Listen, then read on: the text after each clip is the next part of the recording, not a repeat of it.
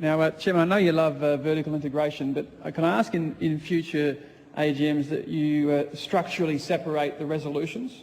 Normally, you do one resolution at a time. I know you had to take 2 hours and 8 minutes on the presentations, but it doesn't mean you do 3 resolutions at once and then do the last 4 resolutions as one. So we have 6 pieces of business today. The way to run a meeting is to have some formal presentations and then go through the 6 pieces of business sequentially, not this grouping together that you're doing. Now, my one question on the first 3 resolutions is related to the remuneration report. And I don't think Charles Masick really dealt with the issue that last year the remuneration report was voted down by more than 60% of the shareholders.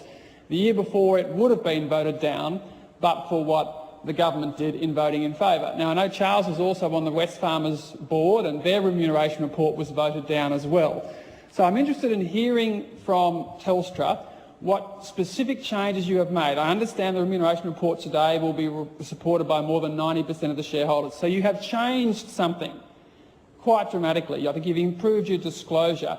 And I think you need to level with us and tell us precisely what it is you've changed. In other words, what lesson you learnt from the previous 2 years' protests. You were particularly belligerent last year, Chairman, in dismissing the shareholder complaints. Then later on you changed. And I think you should talk about the lesson you learnt and the change you made. And the other comment I'd make on the REM report is that we've heard from a number of, I think, workforce-related people today because we've sidestepped the unions. We're not dealing with the unions at all. And I don't think, given that we're being fairly belligerent in our approach to the unions, I don't think it's a good look to have the chairman getting a 10% flat pay rise on July 1 and the directors getting a flat 10% pay rise on July 1 when you're playing a much harder bargain with your staff, particularly the pretty brave approach of refusing to deal with the union when you've got a government which has got 70% trade union officials in the cabinet.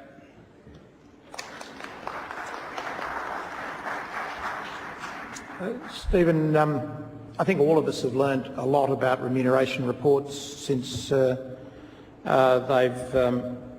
been required as a non-voting item on our agendas, and I think that's reflected in the way that we managed the remuneration issue with our shareholders this year. What I would say to you, though, is that last year we had a very complex remuneration report because we had a very complex remuneration structure. It was specifically designed to deal with the issues of transformation. I don't want to go back over it all. I accept absolutely responsibility for the fact that we didn't communicate that as well as we should have, as well as we needed to our shareholders. And given my time over again, I think there's things that we could have done differently. On the other hand, there were some issues which were very difficult to resolve in terms of disclosure because we didn't want to give our competitors, and particularly the regulator, any more free kicks at us than they seem to manage to get without our help. What did we do this year? We obviously looked at the way in which we presented the remuneration report itself. I think last year we regarded it as a compliance document. This year we regarded it as a communications document. Now it obviously has to have the compliance elements attached to it that people that are required under law, but I think it's fair to say, and I think what was interesting last year was Charles's remuneration speech to our meeting got very strong support. Our remuneration report did not, and that taught us a lesson about how you need to communicate. So I think we have communicated much better with our shareholders this year, and we have a much simpler remuneration structure. There's no question about that. There are some issues that people take issue with, but we will deal with those. But we do take our relationship with our shareholders incredibly seriously.